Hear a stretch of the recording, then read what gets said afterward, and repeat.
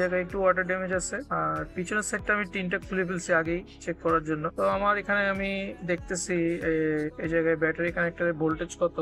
আমি ভোল্টেজ আমি চেক করছিলাম, 5 ভোল্টে ঠিক আছে, নাকি বলবে চার্জিং পোর্টে প্রবলেম হতে পারে। আমিও মনে করছিলাম চার্জিং পোর্টে সমস্যা, কিন্তু আসলে চার্জিং পোর্টে কোনো প্রবলেম না। চেক করছিলাম তখন আমার ভোল্টেজ আসতেছিল 3.2, এখন আসতেছে আপনার 2.87। ভোল্টেজ অনেক কম। কম ভোল্টেজে কোনো সময় মোবাইল ব্যাটারি চার্জ হবে না। কমসে কম 3 ভোল্ট, আপনার 5 ভোল্ট ওকে।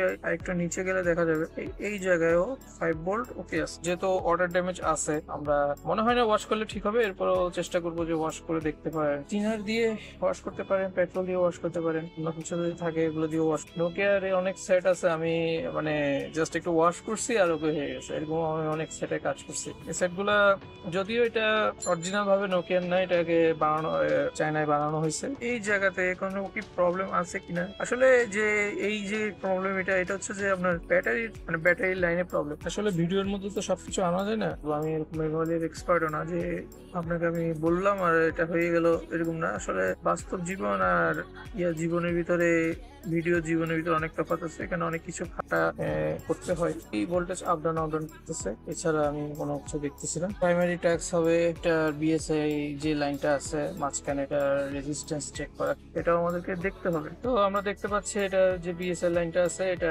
শর্ট, কোম্পানি শর্ট করে রাখছে মনে হয়, কোম্পানি শর্ট করে রাখছে। এগুলো কিন্তু যেগুলো অরিজিনাল আছে এগুলো কিন্তু আবার বিএসআই লাইন শর্ট থাকে না। এখানে একটা ট্রিক্স আছে, যেহেতু 4.2 ভোল্ট আপ ডাউন করতেছে, তো একটা ট্রিক্স হচ্ছে যে এখানে একটা ডায়োড 5.1 ভোল্টের একটা ডায়োড লাগাতে পারেন, যে কোনো দিকে হিটিং হচ্ছে কিনা আমাদের দেখার প্রয়োজন আছে। আর যদি 4.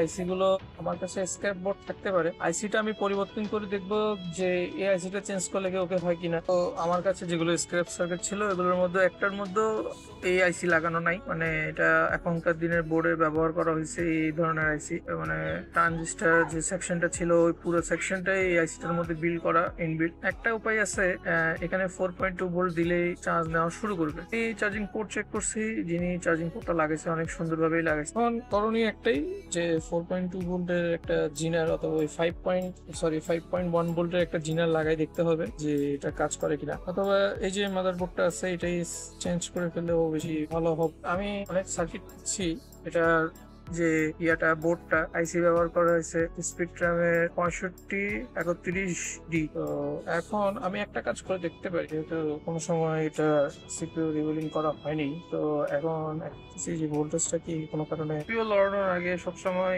আপনার আশেপাশে পার্টস যেগুলো আছে এগুলো কি নরম হয়েছে কিনা আগে একটা বুঝতে হবে। যেহেতু নরম হয়েছে তবে আমি এটা সিপিইউ থেকে বেশি লড়া খেয়ে গেছে, সমস্যা নেই। এই